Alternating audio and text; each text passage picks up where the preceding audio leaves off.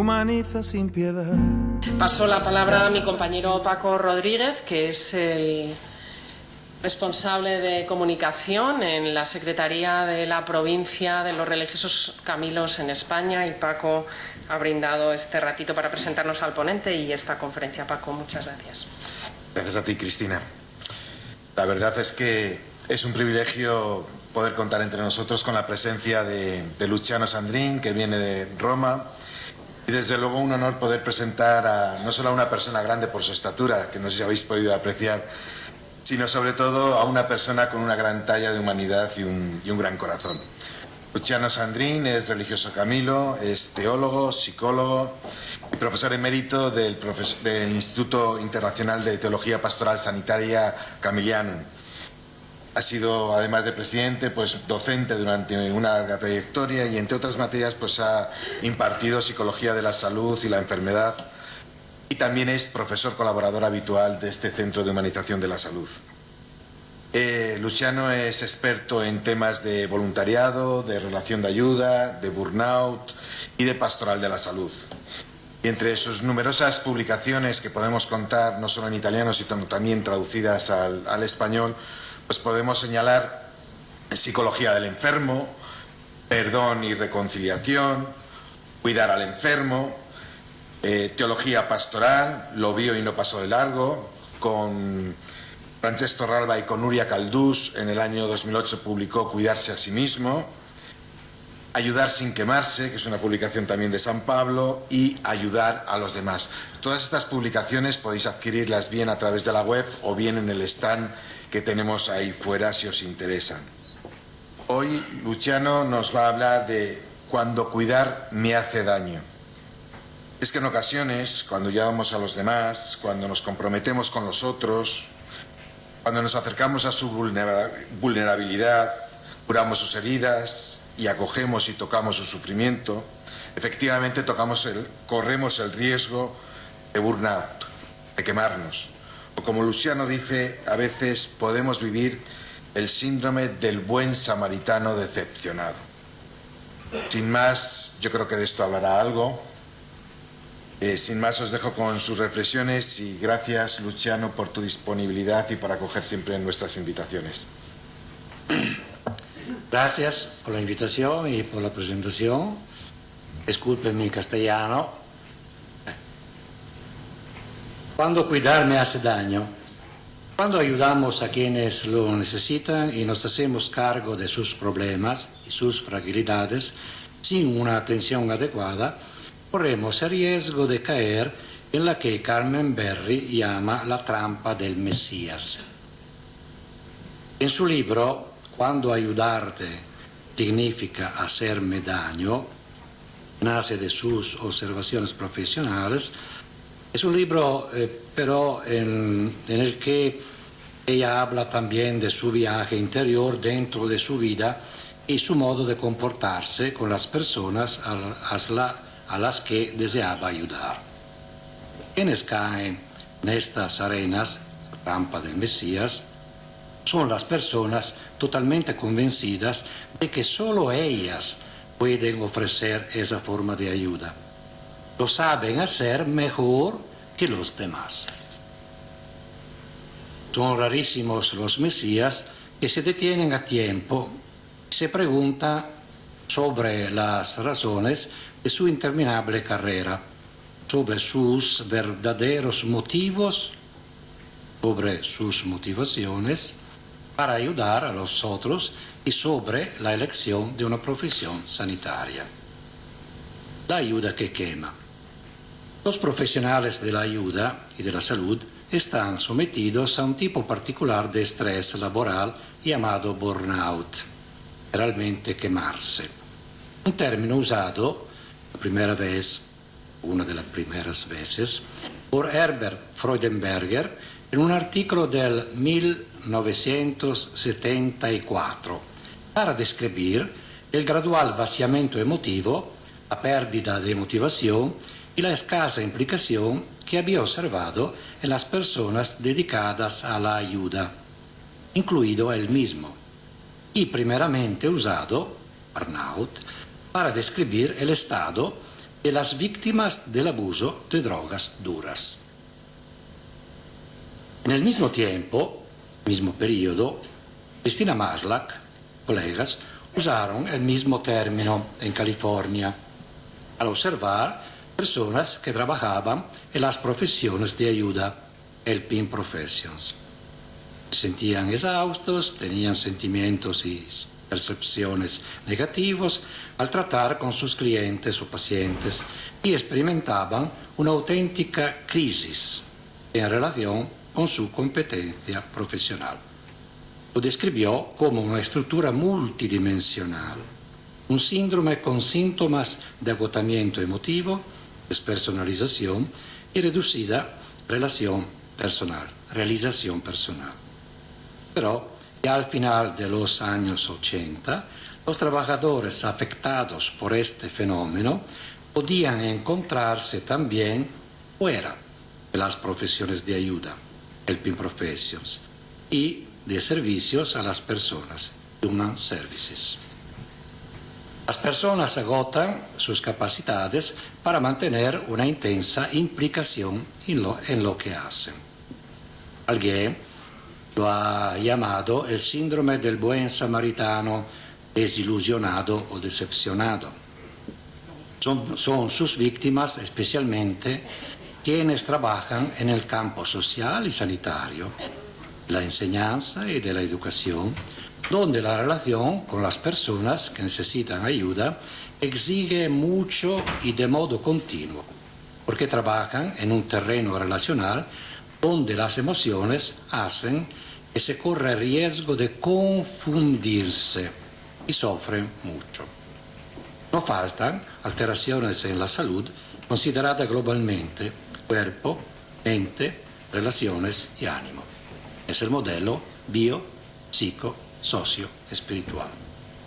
Los costes del burnout son elevados para el que ayuda, para la persona a la que se quiere ayudar, para la estructura donde se trabaja, para la familia o la comunidad donde se vive. Quienes más fácilmente caen en la trampa son los que abrazan esa profesión con más entusiasmo, pero se implican emotivamente sin control. Esto es importante. Sin una auténtica lectura del tipo de trabajo y de los recursos reales de los que ellos mismos disponen. Durante mucho tiempo permanecen expuestos a situaciones en las que existe un fuerte desequilibrio entre exigencias y recursos, expectativas y capacidades para responder a ellas, entre el ideal y la realidad. Hay una tensión continua, un estrés que agota los propios recursos emotivos y cognitivos y lleva a conductas defensivas de alejamiento, a veces de abandono. La sobrecarga emocional aumenta cada vez, se les pide demasiado y se les da poco en cambio. No hay equilibrio entre los dos. El desgaste laboral, burnout, puede ser visto como un camino con numerosos pasos. Se va del entusiasmo idealista a un momento de estancamiento, la sensación de estar empantanado, bloqueado y frustrado, porque los resultados no son los que se esperaban. Se tiene la convicción de que no se ayuda a nadie. Uno termina sintiéndose en crisis y debe elegir tratar de superar la situación, de revisar el propio modo de trabajar a través de una reconciliación entre aspiraciones y realidad, o, por otra parte, el retiro, la renuncia, el desinterés, la apatía final, el verdadero burnout. Se puede llegar a un abandono físico del campo de trabajo o un abandono afectivo y motivacional. No es que falten satisfacciones, simplemente terminan en el trasfondo en relación con la figura de la desilusión que aparece en primer plano. psicología de la Gestalt. El pesimismo filtra la percepción de la realidad. Se buscan compensaciones o fugas de diverso tipo. Lo que sucede puede ser, por el contrario, podría ser una invitación a revisar y a resignificar el propio modo de trabajar. Persona, contexto y relaciones. Los motivos del burnout son muchos. Claramente hay la personalidad de la gente. Especialmente está en riesgo quien tiene dificultades para definir los límites en la relación con el otro. Confunde relaciones afectivas y relaciones profesionales. Es igualmente importante el contexto ambiental, laboral y relacional, donde las personas viven y trabajan. El fenómeno del burnout es tan difuso y globalizado que no tiene sentido identificar solamente en las personas la causa de un resultado indeseable. Analizar a las personas y su comportamiento sin analizar el contexto donde viven y trabajan, escribe Cristina Maslach, un toque de humorismo, es como analizar la personalidad de los pepinos para descubrir por qué se han convertido en verduras en vinagre sin analizar el barril de vinagre donde fueron introducidos. Es fuerte el poder de las situaciones.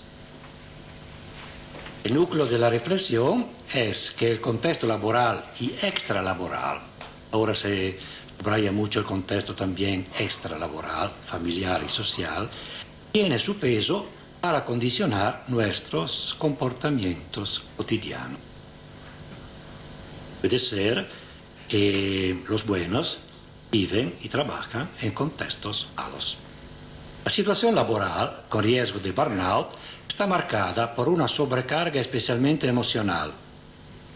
La percepción de una diferencia entre peticiones y recursos recarga la vivencia de quien se encuentra constantemente en situación de ayuda, de quien está en contacto con muchas personas que sufren y tiene poco tiempo para satisfacer, como quisiera, sus necesidades y sus peticiones.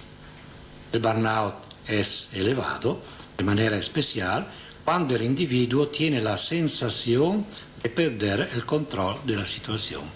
En el mundo sanitario es fácil perder el control de la situación frente al dolor, a la muerte, a la fragilidad, etc. Hay motivos de malestar y de tensión relacionados con el modo de organizar el trabajo, conflictos entre deberes profesionales y sensibilidad personal, o la dificultad para poner de acuerdo las expectativas que las diversas personas que giran a nuestro alrededor tienen sobre lo que deberíamos hacer, las expectativas que nosotros mismos tenemos sobre nosotros, con las ambigüedades en la definición de los propios cometidos profesionales, con la no fácil lectura y la comprensión de todas las necesidades de los otros, de los demás, de los enfermos, con el modo de reorganizar el trabajo ante nuevas exigencias y con la manera de responder a nuevos desafíos.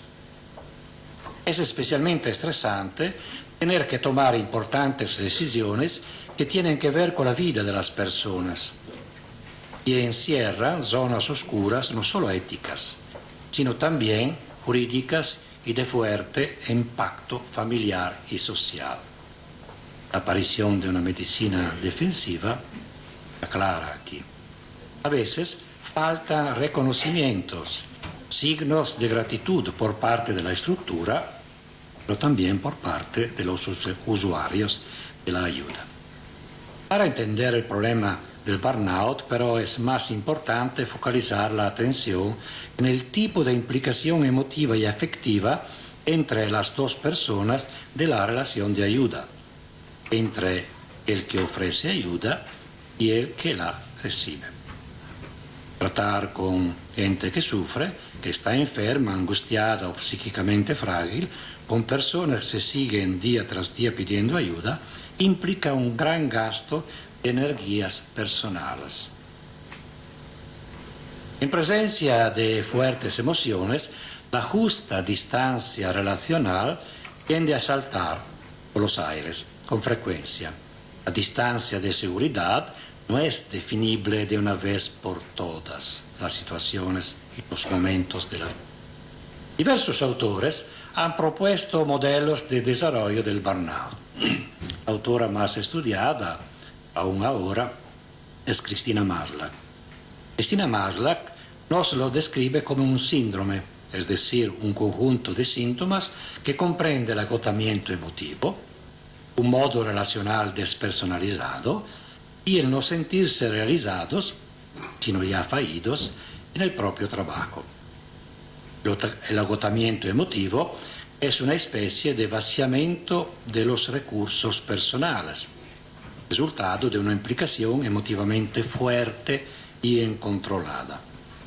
La despersonalización de la relación es el intento de evadirse de la implicación, tratando de reducir el contacto con las personas ayudadas o despersonalizando la relación, respondiendo a categorías de personas más que a personas con nombre y apellido, con sus expectativas, sus demandas, sus afectos, sus emociones.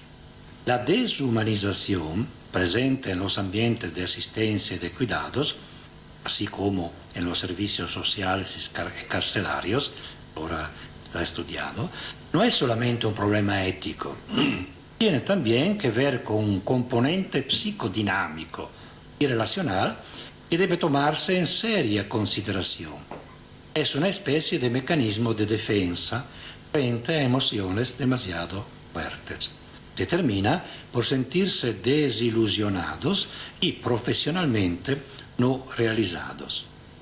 Entra en crisis la identidad profesional y a veces la identidad personal también.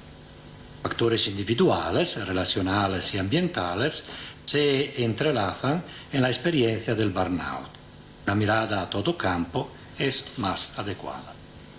Una serie de atención. La experiencia del burnout no es, sin embargo, un problema sin esperanza. Solo es necesario reconocer a tiempo sus signos. Es importante mirar dentro de uno mismo en los motivos, en sus motivaciones. Ahora se subraya mucho esto, las motivaciones que le han llevado a esa profesión, a las ilusiones confundidas con frecuencia con los ideales, a las competencias profesionales de las que realmente se dispone. Es necesario aprender a conocerse y a cuidarse a uno mismo también. Poner en marcha una serie de atención en el trabajo y desarrollar actividades sanas en los demás momentos de la vida, no solo en el trabajo, y afuera en la vida familiar y social.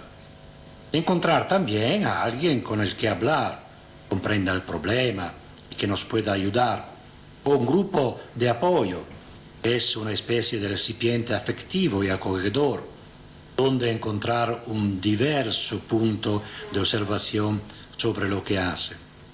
Es mejor prevenir el burnout que curarlo. Por eso es importante conocerlo y tomarlo en consideración ya en el momento formativo. Las estrategias para prevenirlo o curarlo deben focalizarse contemporáneamente sobre el individuo, sobre las motivaciones, pero también sobre el contexto laboral, sobre el ambiente de vida y sobre las relaciones interpersonales dentro y fuera del trabajo. Subraya mucho esto, dentro y fuera del trabajo. Las investigaciones dejan claro el impacto significativo que tiene en el burnout la relación con el paciente, las características del trabajo y el apoyo organizativo, pero también la relación del trabajo con su vida familiar y social más amplia. Hay también factores culturales dentro de estos. Debemos usar bien la cabeza y pararnos a pensar. También las situaciones que no se pueden cambiar pueden ser afrontadas de manera diversa, reinterpretarlas y ponerlas dentro de un cuadro de significados nuevos. Subraya mucho también el significado de lo que hacemos, cambiando nuestra actitud, nuestra mirada sobre ellas, sobre lo que hacemos y el significado que tienen para nosotros. Viktor Frankl puede enseñarnos. Para eliminar un poco el estrés y sentirnos realizados cuando ayudamos a los demás, necesitamos reelaborar nuestra propia imagen, adaptándola a los diversos ámbitos en los que trabajamos. A veces necesitamos equilibrar el ideal de cuidar, curar, resolver, con el ideal de hacernos cargo, confortar, consolar, etc., más amplio y afectivo, que satisface a los dos sujetos de la relación. Pasar de la imagen del sanador omnipotente a la del sanador herido, más humilde, pero más capaz de entrar en sintonía con las heridas del otro, despertar en el otro las fuerzas de la curación y acompañarle en su camino.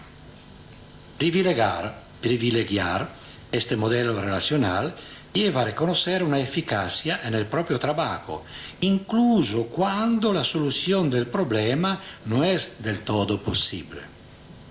La experiencia del burnout puede ser un momento de verdad sobre lo que se es y sobre lo que se hace, y sobre las propias y reales motivaciones. Se puede partir de esta experiencia para recrearse como personas, como profesionales de ayuda.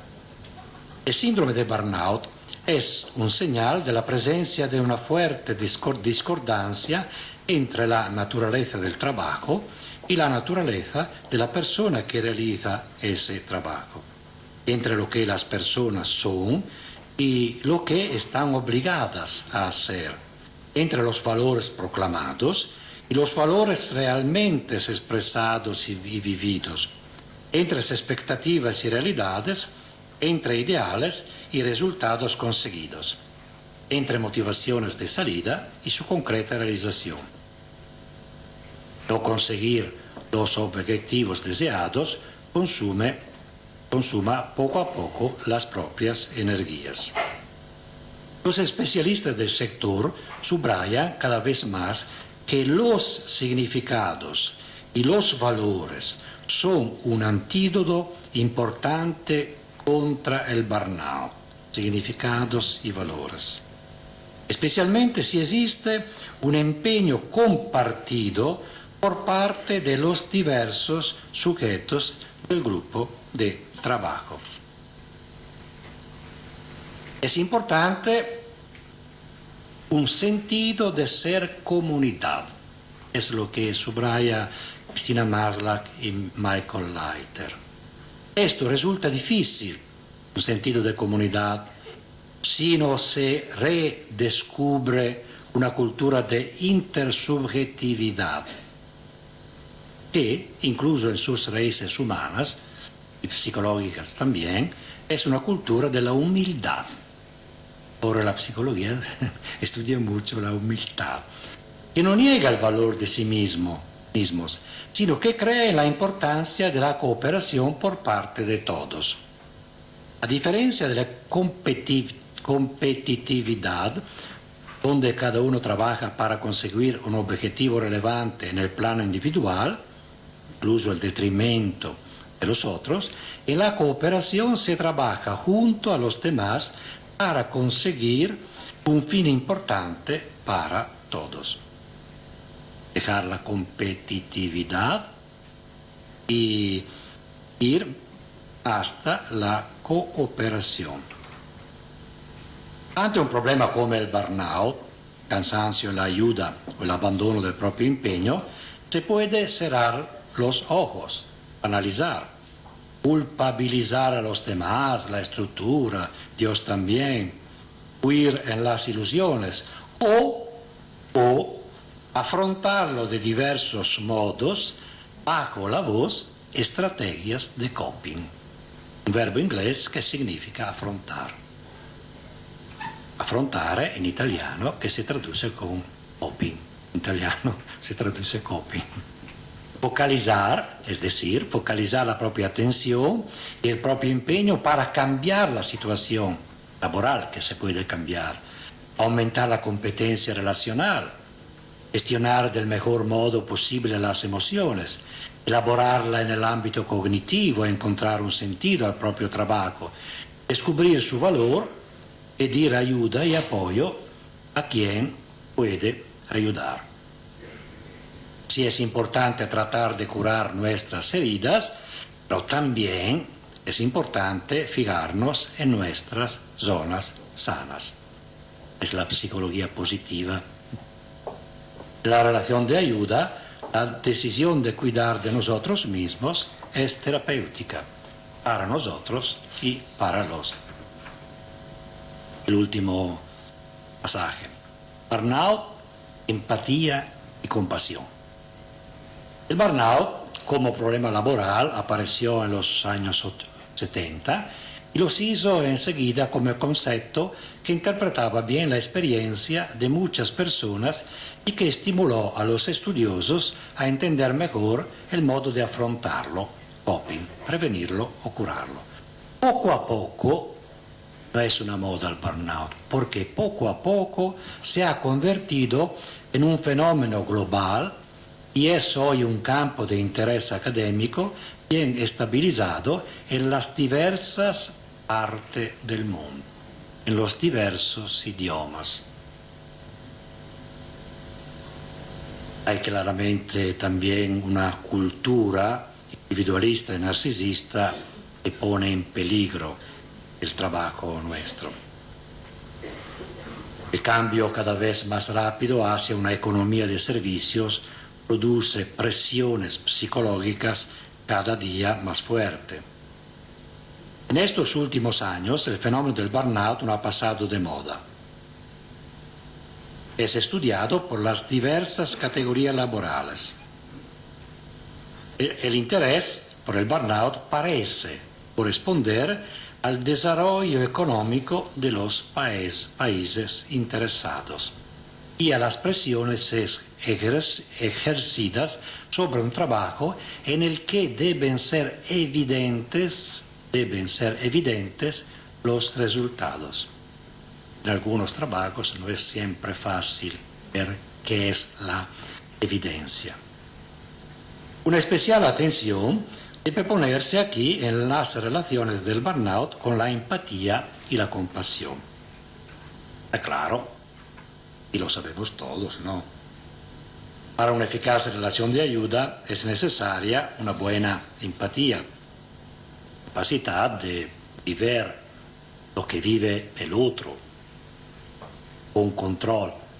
La compasión presupone la empatía, pero en la compasión está también presente una fuerte dimensión motivacional y operativa. Es una participación en el sufrimiento del otro, con el deseo de aliviar o reducir ese sufrimiento, buscando modos concretos de realizarlo, sin confundirse con el sufrimiento del otro, sino manteniéndose capaces de dejar resonar. Se usa este verbo, resonar, resonancia, emotiva y cognitivamente su vivencia controlada, su implicación en ella. Es importante un equilibrio entre emoción y cognición. A veces, quien ayuda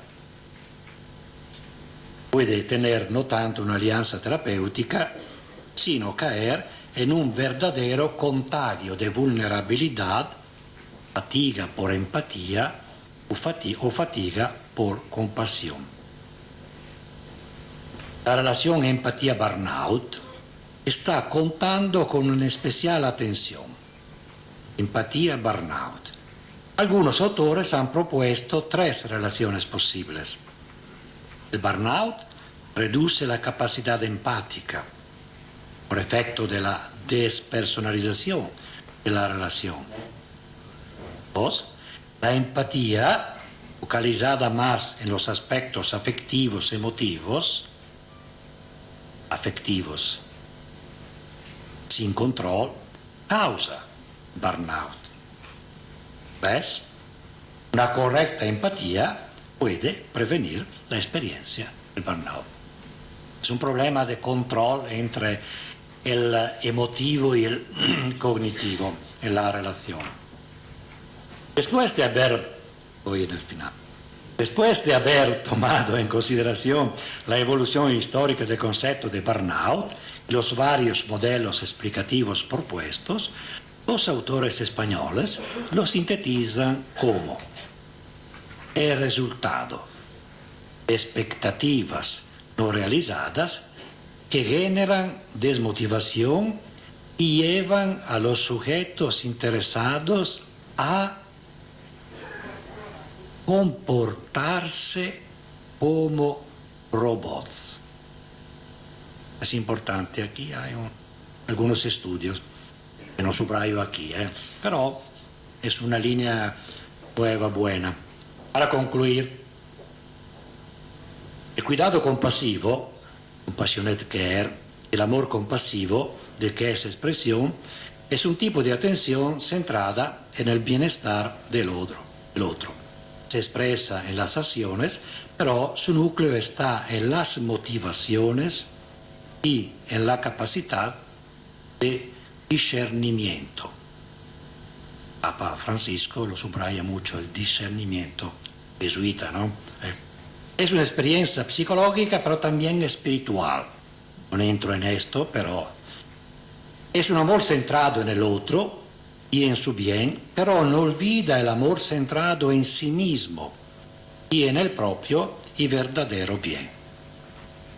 Ahora se subraya un otro concepto muy importante. Le cito solo, pero es importante. Empatía y compasión necesitan un respeto mutuo entre los dos sujetos de atención a nivel interpersonal de los dos, pero también como clima organizativo. El respeto está estrechamente unido a la estima de sí mismo, al reconocimiento de la propia dignidad, a una mirada positiva sobre los otros y sobre sí mismos y a la convicción del propio valor como persona.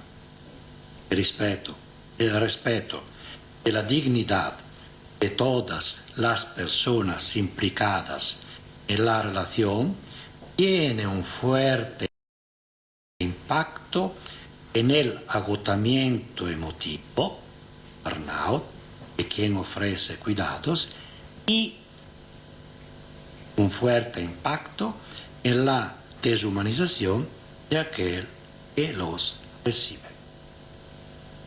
Muchas gracias. Muchas gracias, Luciano.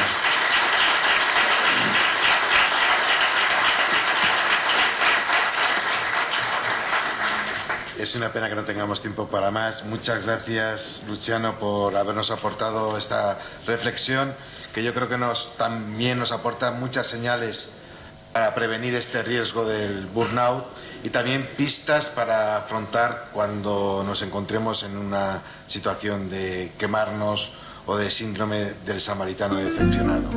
Gracias, Luciano. Gracias.